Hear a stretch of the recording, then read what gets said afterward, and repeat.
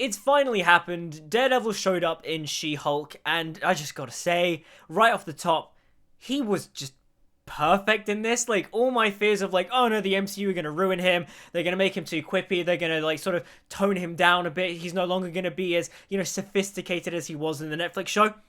All my fears put to rest in the She-Hulk episode. He was perfect. I do just want to quickly add and say that I am not watching the She-Hulk show because just it doesn't really seem like it's my kind of thing. Judging from the stuff I saw in this episode, I don't think I would really enjoy the show because aside from all the Matt Murdock, Jennifer Walters, Daredevil stuff, I didn't really like the overall tone of the She-Hulk show. Like, the last 5 minutes, I was just like, wait, what? I didn't gel with it. It wasn't my thing. And when the episode opened with the previously on She-Hulk recap, I'm sorry, when it cut directly to the She-Hulk twerking with Megan Thee Stallion thing, like, I could just tell this show wasn't for me. It's like, it's not my cup of tea. And look, if this show is your cup of tea and you're enjoying it, more power to you. I don't want to take that away from you. I'm kind of like bored of just watching things that I don't particularly like. Like, there are certain shows that I will kind of sit down and endure, like, say, the Wheel of Time TV show, just because I'm very curious to see how Season 2 is going to turn out. But at the end of the day, if Season 2 is crap, I don't think I will be watching Season 3 of the Wheel of Time. Like, I'm just at that stage in life where why would I want to sit down week to week and watch something I don't like? Again, if you're enjoying She-Hulk, more power to you. I just don't think it's going to be my kind of thing. Although one thing I will give props to Marvel Studios and the showrunners of She-Hulk is that they knew what they were doing putting Daredevil in the penultimate episode of the season, because they knew that there would be a certain demographic that would be tuning in week to week to know when Daredevil showed up.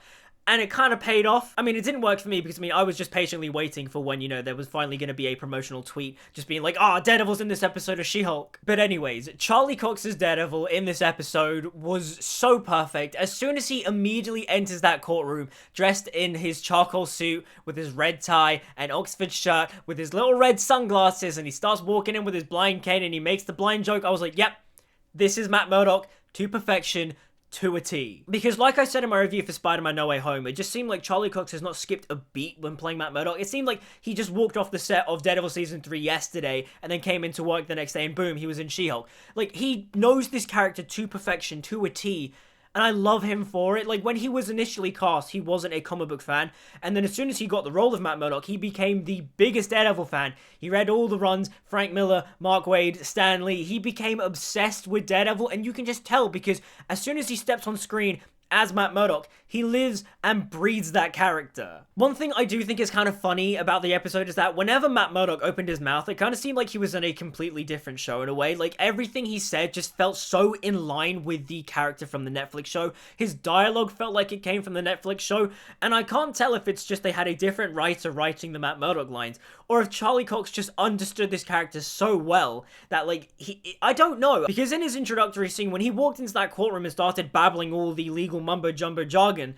it kind of just felt like he knew what he was saying in a way. I don't know, because one of the things I found kind of funny was that one of the writers of She-Hulk admitted that they planned this big arc where they wanted to do this big trial for the Abomination, but they cut it because they realized they couldn't write legal dramas, and it was kind of like, why would you admit to that? As a professional writer, why would you admit to that? That's so weird. And all the in-costume Daredevil stuff was great too. I mean, as soon as he shows up in the classic color scheme of the Stan Lee era, the mustard yellow and the red, it just was so cool. I mean, yes, it looks like the Netflix Daredevil costume, but the color scheme, the classic 60s color scheme was just so cool. And I remember too on Twitter there was like concerns being like, oh, they're gonna make Daredevil all quippy and swashbuckling, and you could tell all the fans on Twitter were like freaking out, just like, oh no, they're gonna ruin him. And when I read that news, I was kind of thinking to myself, no, I'm gonna wait and see, because I have a feeling it's gonna be how he's written in the comics, where like he will say a sarcastic thing every now and again. He even does that in the Netflix show. He does make sarcastic quips every so often. And in She-Hulk, it was no exception. Granted, he was a bit more bright and upbeat than he was in, say, the Netflix show, but seeing as how they end Season 3 of Daredevil, it seemed like they were turning a new page, a new chapter, and Matt Murdock wasn't going to be as, dark and cynical as he once was in that show. Not saying that they can't get to those heights once again, but at the end of the day, the thing that really impressed me about the She-Hulk episode was that it showed that they could write Matt Murdock in a way that would fit a PG-13 rating, whilst also being mature about it too. Because in, say, the final action sequence of the episode where She-Hulk and Daredevil go in and they fight the leapfrog guy and they take out all the goons, that kind of stuff, Daredevil's there, you know, he's in the hallway, he's doing his Daredevil hallway stuff, he's using the Billy Club, which was great. I love that detail. And lighting and cinematography wise, they wanted it to feel like the Netflix Daredevil show, you know, they did like the purple neo-noir lighting, which was cool. The only thing I'd say would be slightly toned down from the Netflix show was the violence. There wasn't any bone breaking or intensive blood or anything, but at the end of the day, that's fine. My only real gripe when it comes to the action of Daredevil in this episode was that a couple of times the acrobatics seemed a bit too rubbery and CG, and it gave me flashbacks to the Ben Affleck 2003 film, and I was kind of like, I get it, I admire it, I like that they want to make him more acrobatic like he is in the comics, but for his own show, I'd rather they stick to the more grounded, gritty style. Because in the Netflix show, he was doing acrobatics. They just got a stunt double to do it. And I don't know how I feel about the super hyper, you know, acrobatics. Like, I appreciate it. It's the thing where it's like, for me, I appreciate concept over execution sometimes, but I don't know, I feel like the stuff Matt was doing, they could have just, you know, gotten stunt double, a stunt actor to do that. But no, as a Daredevil fan, I think the future for us is going to be quite bright in a way, because his appearance in She-Hulk I thought was perfect. He just felt like Daredevil, like there wasn't anything that felt compromised, where it was like, you know, they were half-assing this, they were doing this there, they were regressing his character. No, he just felt like Matt Murdock. Even down to Matt Murdock's playboyish ways, like, which is fine. Like, I don't expect them to be like, oh yeah, Matt's in a committed relationship with Karen Page, blah, blah, blah. Because I think that's a fine thing to explore in his own show in Daredevil Born Again. And of course, this is not the last we have seen of Charlie Cox as Daredevil. He's gonna show up in Echo. He's got his own 18-episode TV show. And so, if people don't like the yellow and red color scheme of the suit, I mean, I think the way they translated it was quite great. I think it's really cool. But I am hoping that in either Echo or in his own show, he goes back to a more classic red suit with the double Ds. But to wrap things up, I was thoroughly impressed with Daredevil's appearance in She-Hulk. I thought he was great. Charlie Cox is perfect as ever.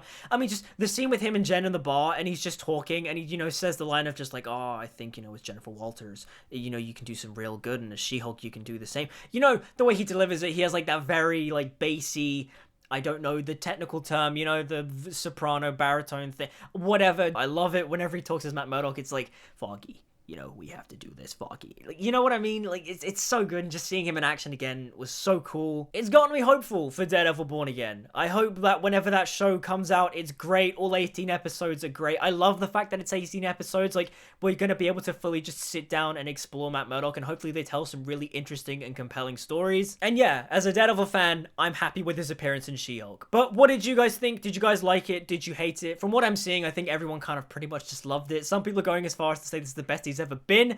I would slightly agree. Maybe? I don't know. Maybe that's recency bias playing or whatever, but let me know in the comments down below. Like, subscribe, follow me on social media, all that good stuff. And until we meet again, I'll see you guys next time.